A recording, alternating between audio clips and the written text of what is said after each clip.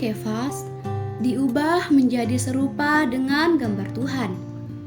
Kisah Para Rasul pasal 26 ayat 22 mengatakan, "Janganlah kamu menjadi serupa dengan dunia ini, tetapi berubahlah oleh perbaruan budimu, sehingga kamu dapat membedakan mana kehendak Allah, apa yang baik, yang berkenan kepadanya, dan yang sempurna."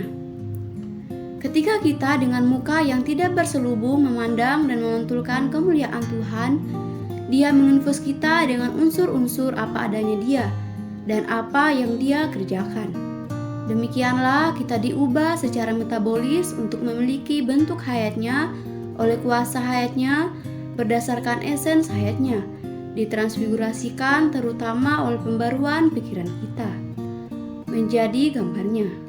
Sedang diubah menyatakan kita sedang berada dalam proses pengubahan. Setiap jenis hayat memiliki 3 hal ini: esens, kekuatan, dan bentuk. Misalnya, bunga anyelir memiliki esens dan kekuatan. Karena itu, bunga ini memiliki bentuk tertentu. Sewaktu anyelir ini bertumbuh dengan esens hayat dan oleh kekuatan hayat, anyelir ini dibentuk menjadi satu bentuk tertentu. Ini sama dengan hayat ilahi. Hayat ini memiliki esens, kekuatan, dan bentuk. Bentuk hayat ilahi adalah gambar Kristus.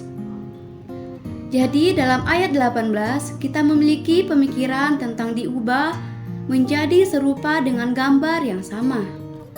Ini berarti kita akan dibentuk menjadi serupa dengan gambar Kristus. Berdasarkan fakta ini dan berdasarkan pemakaian kata diubah oleh Paulus ini, kita membicarakan tentang disusur secara metabolis. Istilah ini berdasar pada konsep pengubahan menjadi serupa dengan gambar Kristus. Menurut 2 Korintus 4, kita adalah bejana. Sebagai bejana, kita perlu memiliki muka yang tidak berselubung, yaitu kita perlu terbuka kepada hayat ilahi dengan kekuatan, esens, dan bentuknya. Bila kita terbuka kepada Tuhan, Dia sebagai roh pemberi hayat masuk ke dalam diri kita untuk menginfuskan esens hayatnya ke dalam kita, beroperasi di dalam kita dengan kuasa hayatnya, dan membentuk kita menjadi serupa dengan gambarnya. Inilah penyusunan hayat untuk membuat kita menjadi para minister dari perjanjian yang baru. Gambar dalam ayat 18 ini adalah gambar dari Kristus yang bangkit dan dimuliakan. Diubah menjadi serupa dengan gambarnya berarti diserupakan dengan Kristus yang bangkit dan dimuliakan, agar kita menjadi sama seperti Dia. Diubah menjadi serupa dengan gambarnya dalam kemuliaan ke kemuliaan berarti dari satu tingkat kemuliaan ke tingkat kemuliaan yang lain. Ini menunjukkan proses yang terus maju dalam kebangkitan, dalam hayat. Ini adalah dari Tuhan Roh. Dari menunjukkan bahwa pengubahan berasal dari Roh itu, bukan disebabkan oleh Roh itu.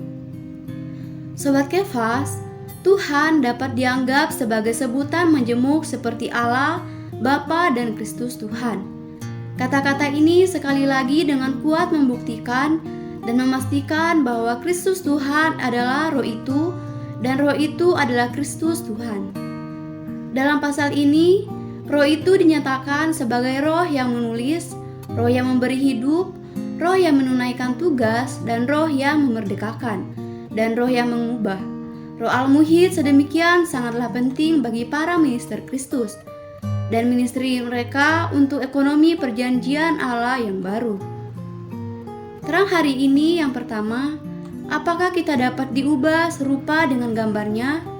Yang kedua, bagaimana agar kita menjadi serupa dengan Dia?